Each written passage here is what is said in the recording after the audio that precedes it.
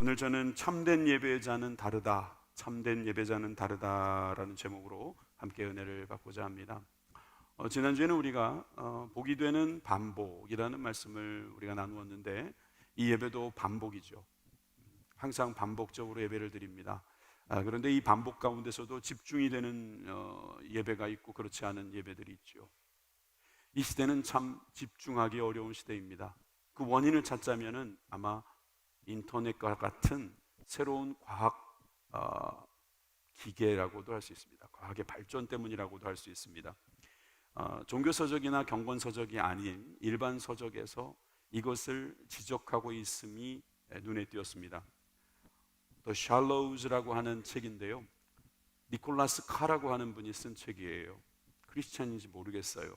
그런데 이 책에서 생각하지 않는 사람들이라고 번역된 이 책에서 이렇게 말하고 있습니다. 지금 인터넷이 하고 있는 일로 보이는 것은 집중과 묵상을 위한 나의 역량을 깎아먹는 것이다. 인터넷은 정신 집중을 가로막고 방해하는 시스템으로서 의도적으로 주의를 분산시키도록 고안된 기계다. 인터넷을 처음 개발한 사람은 억울하다 할지 모릅니다. 그렇지만 지금 인터넷은 우리들의 손에서 우리들을 점령하고 있습니다.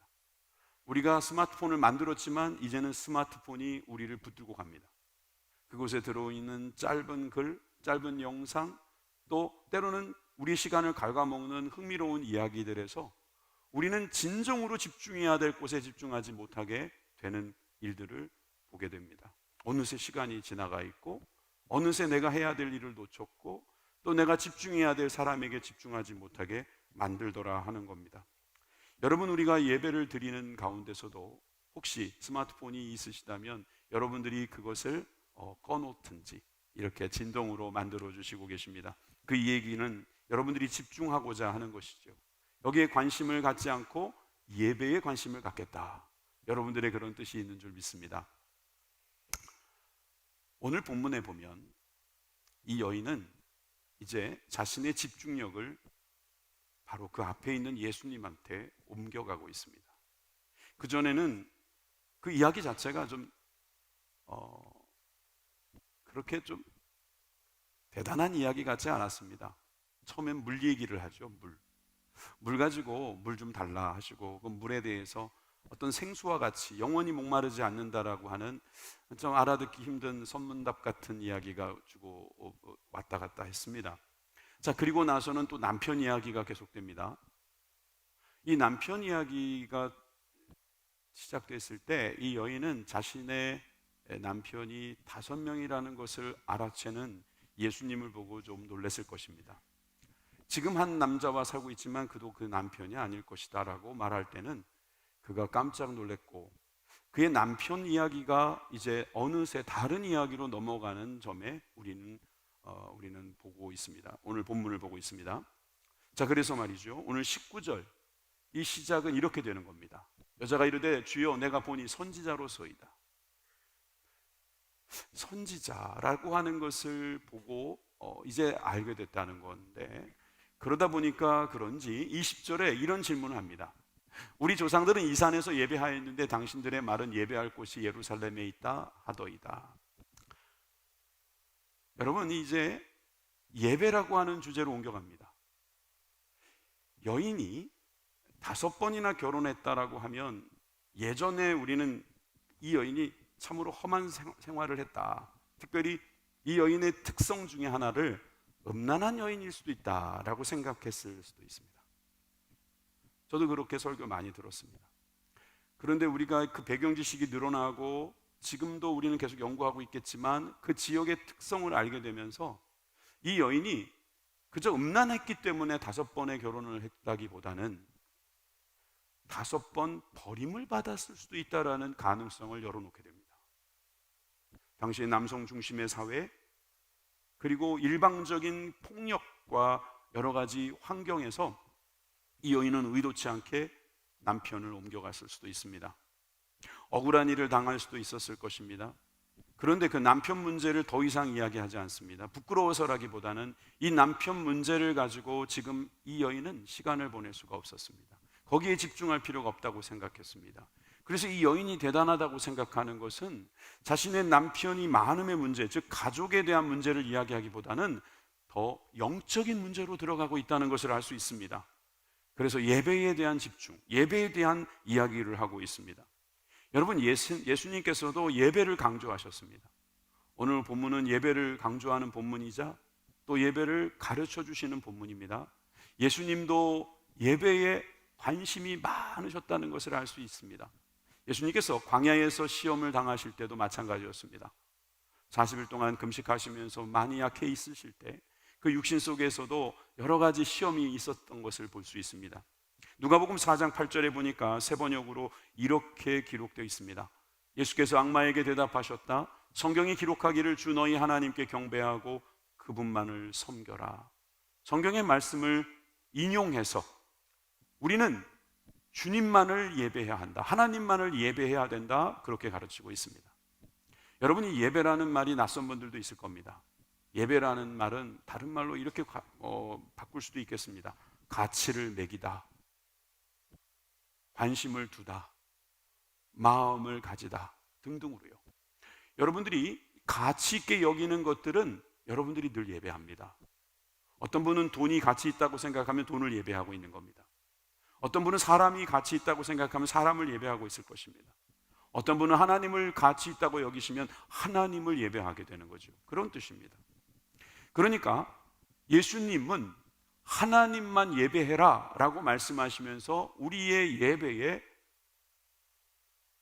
중요한 부분들을 분명히 말씀해 주셨습니다. 그리고 오늘 본문에도 그 예배를 드리는 방법에 대해서 아주 쉽게 설명해 주셨습니다. 그런데 이게 쉽다고 보기만은 어려운 것이 단어는 어렵더라고요.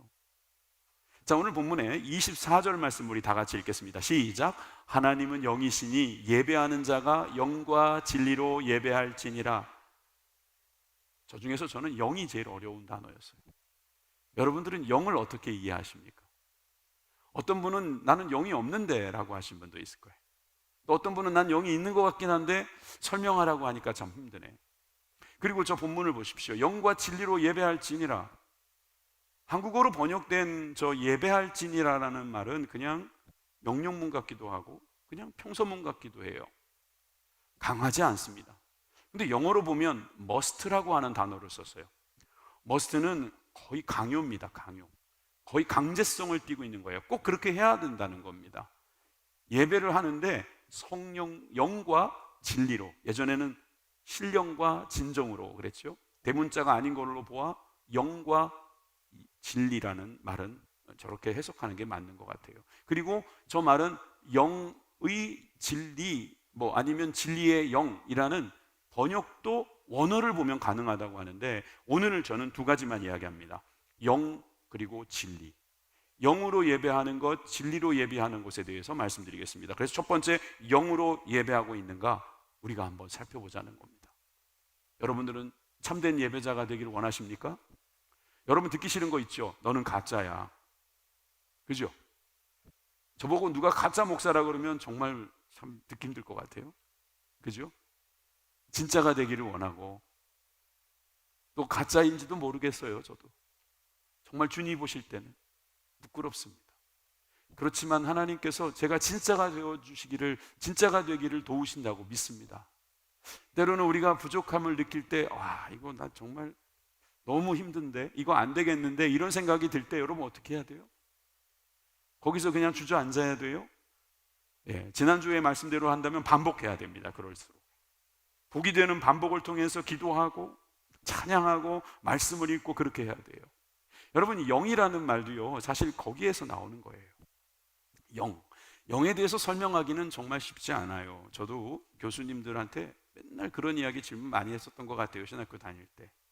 이제 좀 신학도 공부하고 여러 목회를 하는 과정에서 영에 대해서 많이 또 공부하고 또 여러 가지로 설명하는 가운데서 저는 영에 대한 단어적 설명보다는 오늘 나와 있는 전체의 말씀 속에서 그 영이 드러나고 있다는 것을 발견했습니다. 그래서 저는 오늘 여러분들에게 영으로 예배하는 법에 대해서 간단하게 설명을 드리고자 하는 것입니다. 23절입니다. 23절에 보니까 아버지께 참되게 예배하는 자는 영과 진리로 예배할 때가 온다 그랬습니다.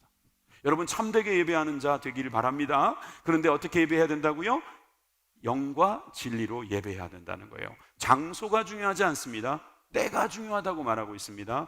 여러분 바로 이때라고 하십니다. 영적인 시간이 언제인 줄 아십니까? 바로 이때입니다. 지나간 시간 그 영적인 시간 아닙니다. 내일 그것도 영적인 시간이 아니에요. 지금이 바로 영적인 시간입니다. 특별히 지금 저 여인은 예수님을 만나고 있습니다. 그 시간이 바로 영적인 영의 시간입니다. 여러분 그 시간 되시기를 바랍니다. 오늘 여러분들이 주일 아침 11시에 이 자리에 와 있는데 이 때가 바로 영적인 때라는 사실을 믿으시기 바랍니다. 여기서 주님을 만나는 겁니다. 여기서 뭐 좀 이렇게 살펴보고 다음에 만나겠다 그러지 마세요. 지금 여기서 주님의 음성을 들으시길 바랍니다. 사람의 목소리죠. 이 사람의 목소리지만 이 사람의 목소리에 담겨있는 하나님의 뜻을 여러분들이 깨닫는 시간이 되었으면 하는 것입니다. 특별히 여기에 보니까 예배하는 자들을 예수님께서 찾으신다고 말씀하십니다. 하나님은 찾으십니다. 사람들을 찾습니다. 사람들을 잊어버렸다고 생각하십니까? 잃어버릴 수도 있죠. 왜냐하면 우리가 도망가니까 자꾸. 그래서 주님은 찾으신다고 말하고 있어요. 그래서 예배하는 자를 찾으신다. 또 예수님은 찾으시라고 하십니다. 누구를 찾으라고 말씀하시냐면 마태복음 9장 37절에서 38절에 보니까 추수할 것은 많되 일꾼이 적다고 하십니다. 그래서 추수하는 주인에게 청하여 추수할 일꾼들을 보내주셔서 하라 하시니라. 여러분 우리는 일꾼이 필요하다는 것입니다. 예배자도 찾아야 합니다. 여러분 예배자를 찾는다, 또 일꾼을 찾는다, 다 찾는 거예요. 여러분 다 찾아야 합니다. 지금 너무 없습니다. 그래서 주님께서 지금 찾으시는 거예요. 당시에도 많은 사람 예배를 드리고 있었을 것입니다. 지금도 예배를 드리고 있습니다. 그런데 주님이 만약에 찾으신다고 하면 둘 중에 하나입니다. 참으로 예배하는 자가 없다. 참으로 예배하는 자가 더 필요하다라고 하시는 거겠죠.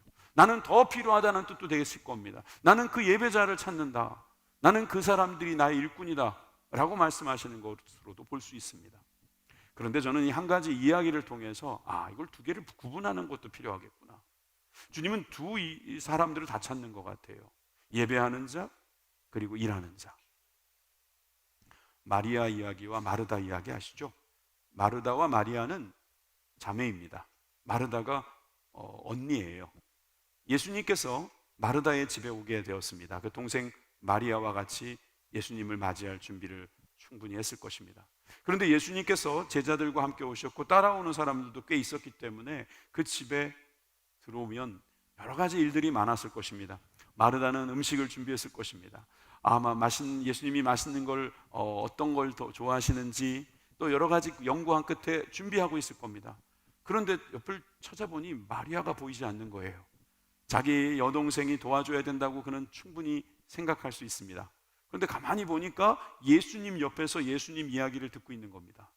그래서 예수님께 나와서 말하는 거죠. 마리아에게 말씀하셔서 나 좀 도와주라고 하십시오. 제가 말해봐야 소용없을 테니 예수님이 말씀해 주시면 듣겠습니다 라는 생각이었겠죠. 그랬을 때 예수님께서 이 마르다에게 했던 말이 성경에 기록되어 있습니다. 한번 읽어볼까요? 누가복음 10장 41절에서 42절입니다.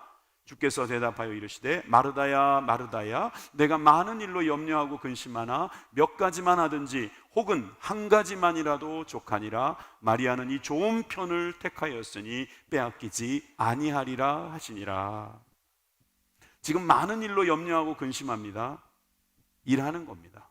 일하는데 염려하고 근심하지 않을 수 있겠습니까? 내 힘으로 못합니다. 옆에 사람들이 도와줘야지 할 수 있는 일이 많습니다. 힘이 부족할 땐 염려하고 근심하는 게 당연하지요. 그러니까 사람에게 도와달라고 한 건데 주님은 뭐라고 말씀하시냐면 마리아는 좋은 것을 택했다는 거예요. 뭘 택했습니까? 지금 우리의 주제인 예배를 택했다는 거예요. 예배를 택한 마리아. 아까 수가성 여인 같은 경우도 사실 자기의 남편 문제를 놓고 얼마든지 상담할 수 있었는데 그 상담을 멈추고 그가 주제를 바꾸어서 예배라는 것에 집중하는 걸 보세요. 여러분 우리가 아무리 세상에 문제가 많이 있을지라도 주제를 바꿔야 합니다. 주제를 파악해야 합니다. 여러분 우리가 예배를 드린다는 것은 주제를 파악하는 것입니다. 여러분, 우리 주제, 이 예배는 성경의 주제입니다. 우리 영혼의 주제입니다. 우리가 구원을 받는 주제입니다. 여러분, 이 주제를 바꿔서 이제 그곳에 집중하고 있는 마리아를 가리켜서 예수님은 잘하고 있다고 말씀하십니다. 좋은 편을 택하였으니 빼앗기지 아니하리라. 예배자가 되라, 이 말입니다. 사실 예배자와 일하는 자 둘 다 필요합니다. 그런데 순서로 따지면 예배가 우선입니다. 예배를 먼저 해야 합니다. 사역을 오래 하시는 분도 지칠 수 있습니다. 주의 종이라고 지치지 않는다? 누가 그랬습니까? 지칩니다. 그럴 때 예배로 회복해야 합니다. 여러분, 예배가 능력입니다. 예배를 통해서 일을 할 수 있는 겁니다. 7일 중에서 6일은 일을 해야 되는데 예배가 없다면 어디서 회복하겠습니까? 여러분, 일하는 자 좋습니다. 교회 안에서 일하는 거 필요합니다. 여러분, 일하지 않는 분이 있으면 우리가 어떻게 이렇게 편안하게 예배 드리겠습니까? 이렇게 찬양과 경배를 하기 위해서도 많은 분들이 지금 일하고 있습니다. 그런데 여러분, 예배를 먼저 해야 합니다. 예배, 이 예배가 바로 영적인 예배라는 거예요. 이 예배를 여러분들이 자꾸 나는 뭔가 좀 신령한 게 있는 게 아닐까? 영으로 예배한다는 게 갑자기 뭔가를 본 것처럼 눈을 하늘을 보고 막 이렇게 있는다든지, 뭐가 막 이렇게 진동이 온다든지, 예? 아니면은 뭔가 이렇게 갑자기 무슨 소리가 들린다든지, 그것이 영적인 예배라기보다는, 물론 그런 예배도 있겠죠. 그런데 성경에서 가르쳐 주시는 영적인 예배는 지금이라는 거예요. 그리고 예수님을 만나서 예수님의 말씀을 듣는 것이 영으로 예배하는 거예요. 여러분, 예배는 그것이 예배입니다. 여러분, 영으로 예배를 드린다 그러면 영이 있어야 될 거 아닙니까? 그래서 영을 우리 주님께서 주시는 거예요. 우리는 영이 죽었어요. 우리 장로님들은 다른 교회 장로님들처럼 이런 식으로 기도하지 않습니다. 죽었던 우리들을 살려주세요, 이렇게 이야기를 사실 해야 되는데, 죽을 수밖에 없었던 우리들을 이런 식으로 기도하지 않으려고 해요. 요즘엔 안 하시잖아요, 그죠? 아주 옛날에는 한두 번 하셨겠지만, 여러분, 무슨 뜻이냐 하면 우리는 죽을 수밖에 없었던이 아니라 죽었던이에요. 에베소서 2장 1절 말씀을 보세요. 그는 허물과 죄로 죽었던 너희를 살리셨도다. 우린 죽었던 거예요. 영이 죽었어요. 영이 죽었는데 주님께서 살려주신 거예요. 그 영이 이제 예배하는 거예요. 하나님은 영이시라고 했잖아요. 하나님이 영이신데 우리의 영이 없으면 어떻게 하나님을 만날 수 있겠어요? 여러분, 하나님께서 우리를 구원하신 이유가 뭐겠어요? 영을 살려서 예배를 받으시기 위함이에요. 그래서 우리의 영혼의 주제가 예배라는 거예요. 여러분, 우리가 영을 살려주시기 위해서 주님께서 예수 그리스도를 보내주셨다는 사실을 믿으시기 바랍니다. 오늘 우리가 처음 나오신 분들이라 할지라도 오늘 예수님을 나의 구주로 모셔드리면 여러분들의 영이 살아납니다. 여러분들이 이 자리에 오셨다는 것은 하나님께서 여러분들의 영을 살리시고자 하심이 있다는 사실을 믿으시기 바랍니다. 사람들은 영이 죽었다고 생각하거나 아니면 영이 없다고 생각합니다. 여러분, 분명히 말씀드립니다. 하나님은 우리에게 영을 살려주십니다. 영을 살리셔서 그 영을 통해서 예배를 드리게 하시는 거예요. 로마서 12장 1절은 예배를 이야기할 때 꼭 읽어야 할 말씀입니다. 그러므로 형제들아, 내가 하나님의 모든 자비하심으로 너희를 권하노니 너희 몸을 하나님이 기뻐하시는 거룩한 산제물로 드리라. 이는 너희가 드릴 영적 예배니라. 합당한 예배니라. 적절한 예배니라. 영적 예배니라. 오늘을 보면 제가 지금 좀 전에 이야기했던 게 다 가능한 거예요. 여러분, 영적 예배라는 것은 다시 말해서 우리의 몸이 하나님의 말씀을 듣고 그 하나님의 말씀과 함께 연합하며 하나님께 우리를 드릴 수 있는 하나님의 제물이 되는 것을 말하는 것입니다. 그것도 언제요? 바로 지금이요. 이때라는 거예요. 여러분, 영적인 시간이 바로 지금임을 다시 한번 강조하겠습니다. 그래서 여러분, 우리가 이 예배를 드릴 때 우리가 꼭 또 기억해야 될 게 한 가지 더 있어요. 샘플이 있을 거 아니에요, 성경에? 성경에는 많은 이야기가 나옵니다. 예를 들어 전쟁 이야기, 많은 사람이 죽지요. 또 우리가 어떤 왕의 이야기, 많은 왕들이 다스리지요. 또 우리가 또 어떤 거 보면은 선지자들이 이야기했었을 때 많은 사람들이 회개하죠. 여러분, 이런 것들이 다 알고 보면 이야기로서 우리들에게 주어지는 거예요. 여기 보면 한 가지 이야기가 있는데, 성경의 이야기 중에 아벨과 가인이라는 이야기가 있어요. 아벨과 가인이라는 사람의 이야기 중에 하나가 가인의 후예라는 책도 있습니다만은, 이 가인이라고 하는 형이 아벨을 죽이죠. 왜 죽였냐 하면은 하나님께 예배를 드렸는데 동생의 예물은 받아주시고 자기 예배는 받아주시지 않았다고 화가 나서 형이 동생을 죽이는 거예요. 아시죠? 여러분, 그 이야기를 볼 때 많은 사람들이 여기 해석을 이렇게 하는 경우가 있습니다. 아무래도 가인이 식물로 드렸기 때문일 것이다. 그가 곡식을 키웠으므로 그 곡식을 드린 것인데 그 곡식을 하나님께서 받기를 원하지 않으셔서 그랬을 수도 있다. 왜냐하면 하나님께서는 양의 피, 그러니까 피의 제사를 기뻐하시기 때문이다. 굉장히 괜찮은 해석입니다. 그렇지만 우리가 드리는 제물 때문에 주님이 안 받으신다라고 그렇게만 해석해서는 곤란합니다. 시편 50편 8절의 말씀을 다 같이 읽어보시겠습니다. 시작. 나는 네 제물 때문에 너를 책망하지는 아니하리니 내 번제가 항상 내 앞에 있음이로다. 여러분, 우리가 가지고 있는 이 제물은, 우리가 드릴 수 있는, 하나님께 드리는 이 제사는 그 종류를 주님이 보시는 게 아닌 거예요. 양을 본다는 것, 그것도 아닙니다. 주님이 보시는 것은 그 사람이 가지고 있는 영을 본다는 거예요. 여러분, 이것이 결국 창세기 4장 4절에서 5절 말씀을 다시 보게 하는 거예요. 여기 보니까 아벨과 그의 제물은 받으셨으나 가인과 그의 제물은 받지 아니하신지라. 그냥 가인의 제물은 받지 않으셨다, 가인의 제사는 아벨의 제사는 받으셨다, 등등의 말씀으로 할 수 있을 텐데, 뭐라고 돼 있어요? 아벨과 그의 제물, 가인과 그의 제물. 주님은 우리를 받으시는 겁니다. 우리를 받으셔서 우리가 드린 제물, 우리가 드린 이 시간, 우리가 드린 정성, 이거를 다 우리라고 보시는 거예요. 그게 바로 영의 예배인 거예요. 이 영으로 드리는 예배라는 것은 결국 주님께서 우리에게 주어진 것을 드릴 수 있는 마음, 우리가 하나님을 인지하고 하나님께서 이것을 받으신다고 생각하며 드리는 그 마음, 그게 바로 영인 거예요. 여러분, 이 영이 살아있는 사람은 믿음이 살아있다, 이렇게 말할 수 있잖아요. 그래서 히브리서 11장 4절에 보니까 믿음으로 아벨은 가인보다 더 나은 제사를 하나님께 드림으로 의로운 자라 하시는 증거를 얻었으니 하나님이 그 예물에 대하여 증거하심이라. 그가 죽었으나 그 믿음으로써 지금도 말하느니라. 여러분, 믿음으로 아벨이 가인보다 더 나은 제사를 하나님께 드렸다. 여러분, 이 말씀을 잘 생각해 보세요. 여러분들은 지금 믿음으로 예배합니까? 여러분, 아까도 거룩한 산 제사를 자기 몸으로 드리라고 했어요. 여러분, 믿음으로 드린다는 것은 보이지 않는 거라고 생각하면 그냥 우린 하나님께 드렸다 하면서 끝낼 수 있어요. 그런데 우리의 몸을 드리래요. 영과 몸이 연결되어 있는 느낌도 있고, 그런데 아주 똑같은 건 아니고, 어떻게 해석해야 되느냐, 지금 그 얘기하고 있는 겁니다. 여러분들은 혹시 예배의 시간이 언제라고 보십니까? 지금 11시 예배 여러분 참석하고 계십니다. 11시 예배 언제 와야지 정확한 시간에 오셨다고 생각하세요? 11시요? 11시 정각에 들어오면 세이브입니까? 네. 세이브 아니면 아웃 해야 되잖아요. 그럼 만약에 11시 넘어갔어요.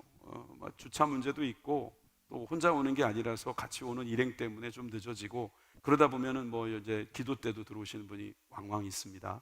혹시 오늘 그랬다면 성도님께 드리는 말씀이 절대로 아니니까 시험 들지 마세요. 예. 그런데 여러분, 기도 전에 들어오면 세이브.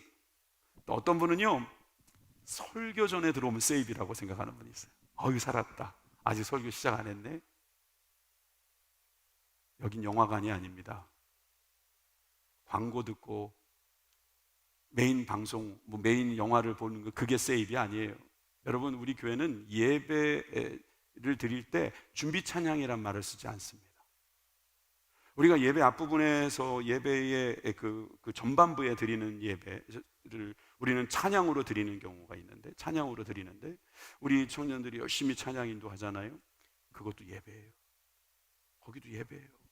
우리가 11시라고 해놨지만 여러분이 좀 귀중한 분을 만날 땐 좀 일찍 가지 않습니까? 11시 예배, 그러면 11시 전에 오셔서 준비하고 또 찬양하면서, 그래서 그냥 준비 찬양이란 말을 쓰긴 하지만 의미적으로 좋지 않아요. 여러분, 우리가 예배는 하나님께 드리는 거예요. 그러니까 이렇게 말하셔야 돼요. 나는 하나님께서 주시는 이 귀한 시간에 제대로 된 예배를 드렸을까? 이런 생각을 하셔야 돼요. 앞으로 우리 교인들은 이런 말 안 했으면 좋겠어요. 야, 오늘 우리 예배 좋았어. 오늘 예배 너무 좋았어. 여러분들은 그런 말을 할 자격이 없어요. 왜냐하면 예배는 하나님이 받으시는 것이기 때문입니다. 우리가 예배를 받는 게 아닙니다. 여러분, 우리 아름다운 찬양, 이번에 오케스트라가 이제 몇 주 됐는데 이 찬양 여러분 좋으라고 한 거 물론 제 마음엔 좀 있어요. 그런데 이게 진짜 목적이라면 하나님 기뻐하지 않으세요. 여러분, 우리가 할 수 있는 최상의 예배를 드리고 싶은 거예요.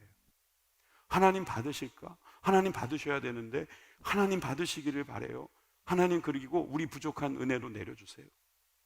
그게 맞죠. 내가 이 예배 좋았어. 오늘 말씀 좋았어. 목사님이 우리한테 필요한 말씀 해주시네. 그거는 우리가 그렇게 말하면 안 되는 거예요. 여러분, 우리가 영으로 예배한다는 것은 믿음으로 예배하는 거예요. 이미 주신 것을 믿음으로 예배하는 겁니다. 내가 받은 것을 감사함으로 예배드리는, 그게 믿음입니다. 찬양 드리면 하나님이 주실까 해서 찬양하는 게 아니라 지금까지 지내온 것이 주의 크신 은혜라고 말하는 그런 믿음이 있기를 주님의 이름으로 축원합니다. 자, 다시 한번 강조합니다. 여러분들 영으로 예배하십시오. 영으로 예배하는 것은 우리들의 몸으로 예배를 드릴 때 믿음으로 예배를 드리는 거예요. 예, 우리가 하나님께 지금 예배하는 것입니다. 여러분, 지금이 가장 예배드리기 좋을 때인 거예요. 여러분, 집에서 예배한다, 어디 큰 교회 가서 예배한다, 아니면 골방에서 예배한다, 선교지에서 예배한다, 이게 중요한 게 아닌 거예요. 정말 중요한 것은 하나님께 예배하는 거예요. 하나님께 예배하려면 영이신 하나님께 영으로 예배하는 것이 맞습니다.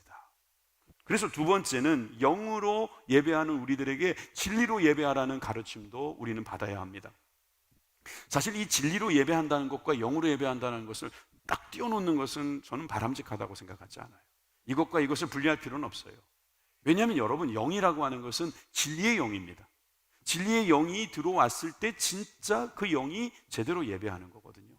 그러니까 이 진리라는 것도 우리가 좀 더 들어보면 성령님이 도와주셔야 되는 거구나, 이런 생각을 하게 됩니다.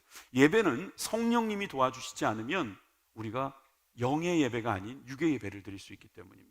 그렇다면 진리도 마찬가지입니다. 하나님이 가르쳐 주시지 않으면 이 진리의 예배를 드릴 수 없는 거예요.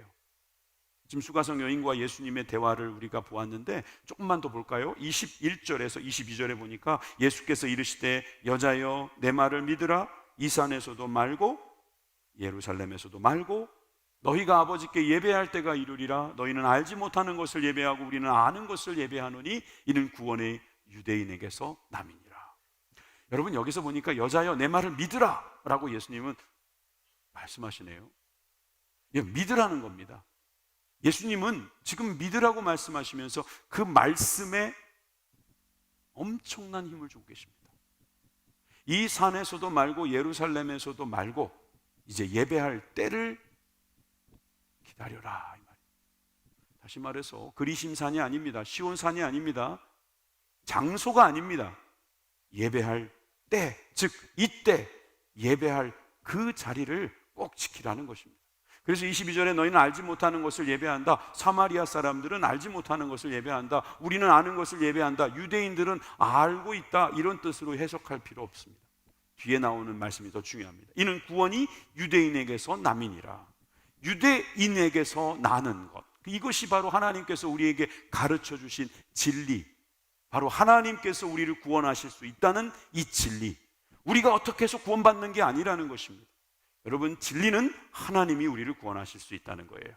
예수께서 이르시되 여자여 내 말을 믿으라. 그 다음 넘겨보실까요? 여자가 이르되 메시아 곧 그리스도라 하는 이가 오실 줄을 내가 아노니. 여러분, 그러니까 이제 이 여인은 그 유대인을 메시아라고 바로 알아차립니다. 이 여인 굉장히 영적인 사람입니다.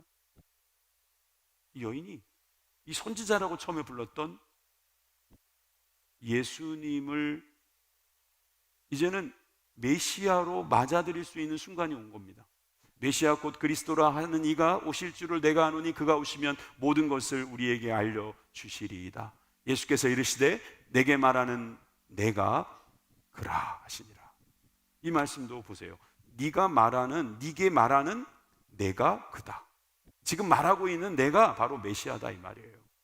여러분, 예수님이 스스로를 메시아라고 지금 이야기하고 있어요. 내가 너희들을 구원하러 이 땅에 왔다 이 말입니다. 이것이 진리입니다. 여러분, 진리가 아닌 것을 말씀드릴게요. 여러분들은 진리가 아닙니다. 여러분들의 생각 진리 아닙니다.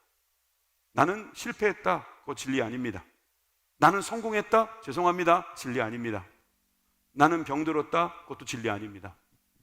여러분은 나는 잘 될 것이다, 그것도 여러분, 그거는 그 자체만으로는 진리가 아닙니다. 진리는 하나님만이 진리를 말씀할 수 있는 겁니다. 세상 사람들은 학문 속에서 진리를 찾겠다라고 말하지만 학문도 계속 변하고 있지 않습니까? 법도 변하고 있어요. 과학도 변하고 있어요. 그런데 여러분, 변하지 않는 것이 있다면 하나님이실 겁니다. 우리를 창조하시고 우리를 계획하시는 그 하나님을 진리라고 믿는 것, 그것이 바로 우리 예배자들의 모습이어야 하는 것이죠. 흔들리는 것으로 예배할 수 없습니다. 진리로 예배하십시오. 영원한 그 진리로 예배하시기를 주님의 이름으로 축원합니다. 그래서 예수님께서는 그런 기도도 많이 하셨어요. 주님, 진리로 저들을 가르쳐 주옵소서. 하나님의 말씀은 진리니이다. 그래서 주님께서 성령님을 또 우리에게 보내주셨어요. 요한복음 16장 13절 상반부에 보니까 진리의 성령이 오시면 그가 너희를 모든 진리 가운데로 인도하리니. 여러분, 교회에 와서 들어야 될 말씀은 하나님의 말씀이에요. 진리의 말씀이에요. 근데 그 진리의 말씀을 어떻게 알아들을 수 있는지 아세요? 성령님이 도와주셔야지 알 수 있어요. 깨달아지는 거예요. 아, 이게 이렇게 되는 거구나 라고 연결이 되는 겁니다. 이 연결이 되는 과정에서 목사라고 하는 직분자가 쓰임받을 때는 있습니다. 그렇지만 저는 진리도 아니고 저는 성령도 아닙니다. 하나님의 말씀이 저를 통하여 지나가면서 여러분들에게 귀에 들려올 때, 그때에 하나님의 영이 여러분들 가운데 역사해서 깨닫게 되는 거지요. 여러분, 이런 축복이 있기를 주님의 이름으로 축원합니다.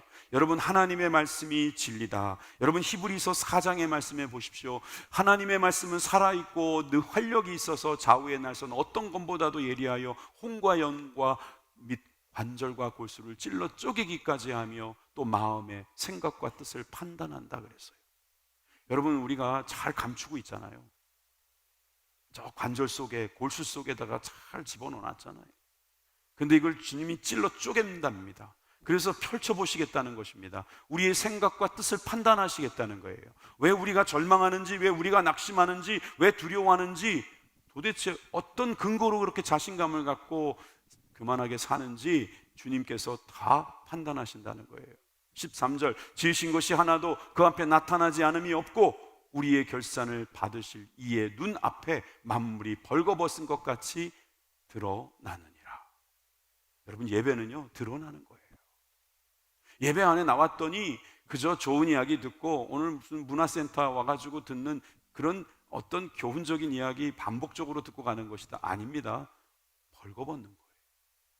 주님 앞에 내가 다 드러나는 거예요. 어찌 보면 굉장히 찔릴 겁니다. 어찌 보면 굉장히 부끄러울 겁니다. 어찌 보면 굉장히 실망스러울 수도 있습니다. 아닙니다. 여러분, 그것이 바로 하나님의 말씀이 하시는 역할입니다. 그 자체만으로 의미가 있지 않습니까? 여러분들이 샤워를 할 때 옷을 입고 하지 않잖아요. 목욕할 때 옷을 입고 탕에 들어가진 않잖아요. 벗어야죠. 씻으려면 우리들이 더러움이 드러나야죠. 여러분, 우리 이렇게 하나님의 말씀으로 우리를 씻어주시는 것이 바로 예배인 것입니다. 그래서 예배는 말씀이 있어야 돼요. 예배는 그 말씀을 통해서 우리를 깨닫게 하시는 것입니다. 그 말씀의 주제는, 그 예배의 주제는 바로 예수님입니다. 히브리서 4장 19절에서 20절 말씀에 그러므로 형제들아 우리가 예수의 피를 힘입어 성소에 들어갈 담력을 얻었나니 그 길은 우리를 위하여 휘장 가운데로 열어놓으신 새로운 살 길이요 휘장은 곧 그의 육체니라. 예수의 피. 여러분, 우리가 담력이 없어서 성소에 못 들어간 건 아니에요. 그런데 성소에 들어갈 때 주님께서 그 힘을 주시겠다는 것입니다. 새로운 살길입니다. 그 길로 들어가서 그 휘장, 즉 예수님만 들어가실 수 있는 그곳에 우리도 함께 들어갈 수 있도록 그의 육체를 찢으시고 우리가 담대하게 주님 앞에 들어갈 수 있게 해주셨다는 거죠. 21절에서 22절도 보십시오. 하나님이 큰 집 다스리는 큰 제사장이 계심에 바로 예수님이시죠. 우리가 마음의 뿌림을 받아야 악한 양심으로 벗어나고 몸은 맑은 물로 씻음을 받았으니 참 마음과 온전한 믿음으로 하나님께 나아가자. 말씀을 가진 사람은 주님께서 인도하시는 대로 하나씩 하나씩 드리며 주님을 만나게 되는 거예요. 옛날에 제사장이 여기서 뿔을 붙잡으세요, 이거를 자르세요, 이런 걸 다 인도해 주면서 같이 갔을 거예요. 지금도 마찬가지죠. 여러분들이 듣는 말씀을 통해서 그래, 오늘 회개해야 되겠다, 오늘 내가 이 말씀대로 살아야겠다, 이제 앞으로 내가 이렇게 해봐야겠다. 여러분, 그런 말씀들을 오늘 여러분들이 듣고 계시는 줄 믿습니다. 진리의 말씀입니다. 이것이 바로 우리가 예배하는 방법입니다. 여러분, 저는 요즘 구역장 사관학교를 진행하고 있어요. 그 교관이 되어서 교관 중에 한 사람으로서 강사로서 하고 있는데, 그 책을 계속 보다 보니까 참 여러분들에게도 들려주고 싶은 이야기들이 많아요. 그런데 오늘 마침 이 주제하고 맞아서 한 가지 이야기를 할 수 있겠습니다. 여러분, 우리가 제1계명 10계명 중에 제1계명이 출애굽기 20장 3절에 보니까 너는 나 외에 다른 신들을 내게 두지 말라 그랬거든요. 오늘 말씀의 결론처럼 저는 이 말씀을 보았어요. 다른 신들을 내게 두지 마라. 주님 밖에는, 주님 외에 다른 신은 없다. 여러분, 이 제1계명이 얼마나 중요한지 아십니까? 제1계명이 어찌 보면 나머지 계명 중에 가장 중요한 계명이고 가장 우선되는 계명이고, 여러분, 이 계명을 통해서 우리가 다른 계명도 다 알게 되는 거예요. 마틴 루터는 이런 주석을 남겼습니다.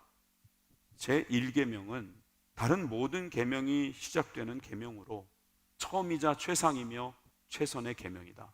그래서 그 일, 즉 하나님의 은총에 대한 믿음이나 확신을 가지는 일은 항상 가장 처음이고 가장 최상이며 가장 최선이어야 한다. 그로부터 다른 모든 일이 진행되고 존재하고 남아있고 지시되며 측정되어야 한다.